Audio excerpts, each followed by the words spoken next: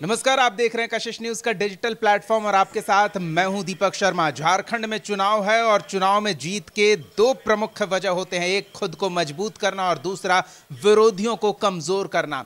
BJP जहां सदस्यता अभियान के जरिए खुद को मजबूत कर रही है तो विरोधी खेमे के प्रभावशाली बड़े चेहरों को अपने साथ जोड़कर विरोधियों को कमजोर भी कर रही है। चंपाई सोरेन, लोबिन हेम्ब्रम, ये दो प्रभावशाली विरोधी खेमे के चेहरे हैं जो अब बीजेपी के साथ जुड़ गए हैं। एक और बड़ा नाम सामने आ रहा है जिसके बाद बीजेपी की ताकत झारखंड में काफी बढ़ने वाली है और विरोधी खेमा काफी कमजोर हो जाने वाला है। वो कौन है, कहां से आ रहा है, किस वजह से उसके अपने खेमे से नाराजगी है जिसके कारण वो बीजेपी में शामिल होने जा रहा है, सारी जानकारी हमारे वरिष्ठ सहयोगी आशुतोष मिश्रा हैं वो देंगे। आशुतोष जी, बीजेपी की ताकत और बढ़ने वाली है, विरोधी खेमे से कोई बड़ा और प्रभावशाली चेहरा बीजेपी में जल्द शामिल होने वाला है, ऐसी जानकारी मिल रही है। क्या बता रहे हैं आपके सूत्र? सबसे पहले थोड़ा सा हम इसको करेक्ट करेंगे, विरोधी खेमे से नहीं आ रहे हैं। बीजेपी अपने ही कुनबे मतलब गठबंधन के सहयोगी दल के जो पार्ट हैं उसी को अपने में शामिल करा रही है। यानी कि एनसीपी के विधायक हैं हुसैनाबाद के कमलेश सिंह, वो बीजेपी में शामिल हो रहे हैं। तारीख भी तय हो गई है 3 अक्टूबर को, जगह भी तय है प्रदेश कार्यालय यानी रांची में, और समय भी दिन के 12 बजे ये तय हो चुका है। हुसैनाबाद से वो विधायक हैं, 2019 में तकरीबन 9 से 10 हज़ार वोटों से वो चुनाव जीते थे और 2005 में भी वहाँ के वो विधायक रह चुके हैं। खास बात यह है कि दोनों बार एनसीपी के सिंबल पर ही चुनाव लड़ा था, एनसीपी के टिकट पर ही वो चुनाव जीते हैं और वो एनसीपी के प्रदेश अध्यक्ष भी हैं। यानी कि अजीत पवार, जब पार्टी दो धड़े में बटी, अजीत पवार और शरद पवार, तो अजीत पवार के साथ ही चले हैं और उनके पुत्र भी जो हैं सूर्य सिंह, वो भी प्रदेश के एनसीपी के प्रवक्ता हैं। तो 3 तारीख को यानी 3 अक्टूबर को कमलेश सिंह के साथ साथ उनके पुत्र भी और उनके जो हजारों समर्थक हैं वो भी शामिल होने वाले हैं। तो यानी कि एनडीए के पार्टी हैं, अभी वो महाराष्ट्र में सरकार चल रही है, उसमें शामिल है अजीत पवार। तो ऐसे में अपने घटक दल के सहयोगी को अपनी पार्टी में शामिल कराने के पीछे की जो वजह सामने आ रही है वो ये है कि टिकट उनका कन्फर्म कर दिया गया है हुसैनाबाद से। सूर्य सिंह इस बार चुनाव लड़ सकते हैं, यानी कमलेश सिंह अपनी जगह अपने पुत्र को चुनाव लड़ा सकते हैं। और एनसीपी के चूंकि प्रदेश अध्यक्ष भी हैं तो पार्टी का एक तरीके से जितने भी लोग वहां पे कार्यकर्ता हैं सब लोग बीजेपी में शामिल होंगे। और बीजेपी हुसैनाबाद सीट पर अब तक बहुत ज़्यादा मतलब उसके उम्मीदवार प्रभावित नहीं कर पाए हैं। वहाँ पे वोट बैंक के लिहाज से कहा जाए तो बीजेपी की झोली खाली रही है अब तक। तो ऐसे में कमलेश सिंह या सूर्य सिंह को लाने का मतलब के पीछे की वजह यह है कि वो बीजेपी चाहती है कि वहाँ पर भी कमल खिले, कमल का सिंबल वहाँ पर जन जन तक, लोगों तक पहुँचे। तो इसी स्ट्रेटजी के तहत लाया जा रहा है। इससे पहले चंपाई सोरेन को जेएमएम से लाया गया था, लोबिन हेम्ब्रम भी निलंबित चल रहे थे चूँकि वो चुनाव लड़े थे लोकसभा का पार्टी लाइन से अलग हटकर, तो वो दोनों भी शामिल हो चुके हैं। अब ये तीसरे विधायक हैं जो बीजेपी में शामिल हो रहे हैं, हालांकि वो एनडीए के ही पार्ट हैं। तो मतलब लोगों में सिंबल को लेकर कंफ्यूजन ना हो इसलिए एक सिंबल के साथ चुनाव में जाने की तैयारी चल रही है कि गठबंधन हो तो ठीक है, अच्छी बात है, लेकिन और छोटे छोटे दलों को अगर एक साथ मिला लें तो सिंबल को लेकर कंफ्यूजन ना हो, शायद ये वजह हो। देखिए, झारखंड में जहाँ तक पार्टी एनसीपी की बात कही जाए तो एनसीपी का कोई बहुत ज़्यादा जनाधार नहीं है। अगर कमलेश सिंह वहाँ से चुनाव 2005 में भी जीते हैं और 2019 में भी जीते हैं तो उसके पीछे कमलेश सिंह की अपनी स्ट्रेंथ है, मतलब अपनी पकड़ है, अपना जनाधार है और बीजेपी इस बात को बखूबी जानती भी है और शायद अजीत पवार भी जानते हैं इस बात को। यही वजह है कि वो विधायक के साथ साथ प्रदेश अध्यक्ष की भी रिस्पॉन्सिबिलिटी निभाते आ रहे हैं और तब से एनसीपी से जुड़े हुए हैं, जब से एनसीपी पार्टी का गठन हुआ था, यानी शरद पवार गठित किए थे तब से जुड़े हुए हैं। हालांकि 2014 और 2019 में उनको हार मिल चुकी है।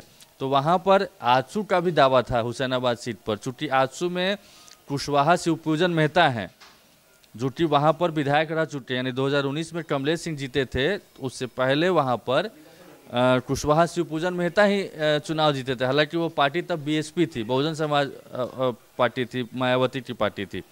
इस बार भी 2019 में भी वो कुशवाहा शिवपूजन मेहता आजसू के सिंबल पर चुनाव लड़ रहे थे, चूँकि पिछली बार गठबंधन नहीं हुआ था आजसू से और बीजेपी का, लेकिन इस बार वो चौथे 5वें नंबर पर रहे थे, 15,000 समथिंग वोट आया था। तो मांग कर रही है आजसू अभी भी कि वो सीट उसे दे दी जाए, लेकिन अब ये करीब करीब साफ हो गया है कि हुसैनाबाद सीट से बीजेपी ही लड़ेगी और उम्मीदवार भी तय मान करके चलिए कि कमलेश सिंह नहीं तो उनके पुत्र चुनाव लड़ेंगे। तो ये है। और पिछली बार भी जो 25 सीटें जीती थी तो सहयोगी दल के तौर पर ही थी, वो वहाँ पे कमलेश सिंह थे, चूंकि एनसीपी से वहाँ से चुनाव जीतते हैं।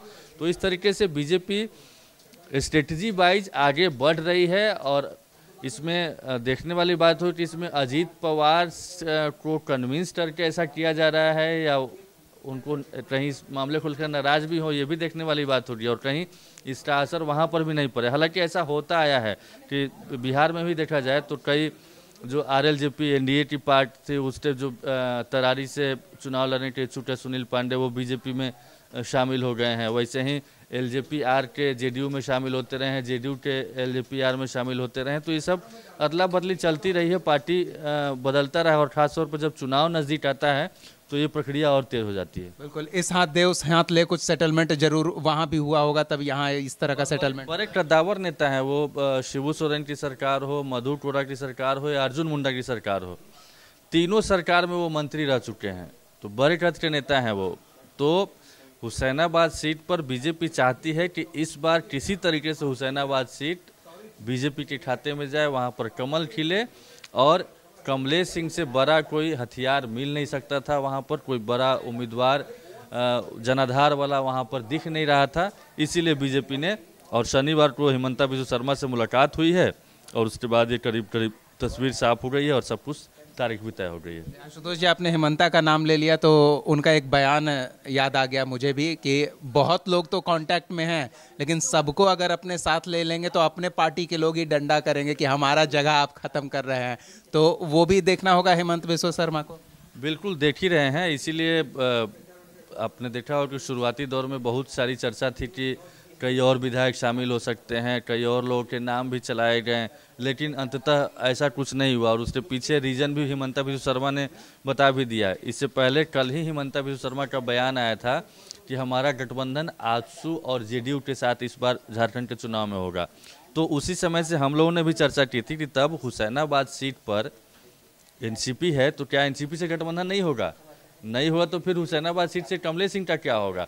तो उसका जवाब हम लोग तलाश रहे थे और उसका जवाब आज मिल गया है कि हुसैनाबाद सीट पर एनसीपी से तालमेल नहीं होगा, बल्कि एनसीपी के जो विधायक हैं उसको पार्टी में शामिल करा करके वहां से चुनाव लड़ाया जाएगा। बिल्कुल, हमने कल दर्शकों को एक और जानकारी दी थी, वो जीतन राम मांझी की पार्टी और चिराग पासवान की पार्टी वो भी कोशिश कर रहे थे कि झारखंड में 1-2 सीट कुछ मिल जाए।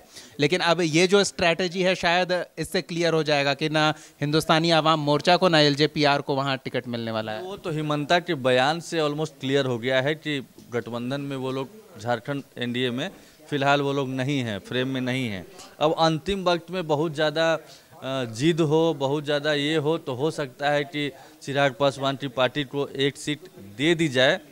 हालांकि ये भी अब नहीं लगता है, चूँकि बीजेपी को ऑलरेडी आजसू से जो बात अटकी हुई है वो ज़्यादा सीटों पर, तो बीजेपी ऑलरेडी चूँकि 2019 में चुनाव अकेले लड़ी थी और इस बार आजसू भी है, जेडीयू भी है, तो यही लोग को ज़्यादा सीट देनी पड़ रही है। तो बाकी लोगों के लिए गुंजाइश कम बनती है। और ख़ासतौर पे उस स्थिति में जब बहुत ज़्यादा जनाधार नहीं है, यानी उनके लड़ने और नहीं लड़ने से बहुत ज़्यादा फर्क बीजेपी को नहीं पड़ने वाला, ऐसा बीजेपी के थिंक टैंक सोचते हैं। इसी वजह से, और सबका एक मतलब साइड इफेक्ट होता है, तो साइड इफेक्ट की भी बात है। तो जेडीयू को इसीलिए लाया जा रहा है चूँकि केंद्र में मोदी की सरकार है, वो बची रहे। जेडीयू चूँकि जेडीयू के 12 सांसद है और नीतीश कुमार नाराज ना हो। और शायद नीतीश कुमार ने भी जब सरयू राय को लाया था तो कमोबेश मतलब एक तरीके से कोऑर्डिनेशन बना करके ही लाया था कि हम उनको ला रहे हैं तो उनको ये सीट मिलनी चाहिए। तो वो करीब करीब बात बन गई है। अनाउंसमेंट पितृपक्ष के बाद हिमंता कर ही देंगे। फिलहाल हुसैनाबाद सीट के विधायक जो हैं कमलेश सिंह वो शामिल हो रहे हैं। सूर्य सिंह अपने पुत्र के साथ, अपने समर्थकों के साथ 3 तारीख को रांची के प्रदेश कार्यालय में दिन के 12 बजे। बहुत बहुत धन्यवाद आशुतोष जी। तो अनाउंसमेंट से पहले कशिश न्यूज़ के डिजिटल प्लेटफॉर्म पर आपको झारखंड के सियासी गलियारे में पर्दे के पीछे चल रहा खेल हमने आपको दिखा दिया है। आपकी क्या राय है इस विषय पर? अपनी राय कमेंट सेक्शन में जरूर साझा करें। कुछ और विशेष जानना चाहते हैं, राजनीतिक खींचतान, नोक झोंक और हलचल से जुड़ी, तो कमेंट सेक्शन में वो भी अपनी बात साझा करें, उस पर भी हम आपको जानकारी पहुंचाते रहेंगे। हमारे इस चैनल को सब्सक्राइब करना ना भूलें, बेल आइकॉन जरूर प्रेस करें ताकि हम जब भी कोई अपडेट दें सबसे पहले नोटिफिकेशन आप तक पहुंचे। इस वीडियो को शेयर करें, सब्सक्राइब करना ना भूलें। बहुत बहुत धन्यवाद जुड़ने के लिए। नमस्कार।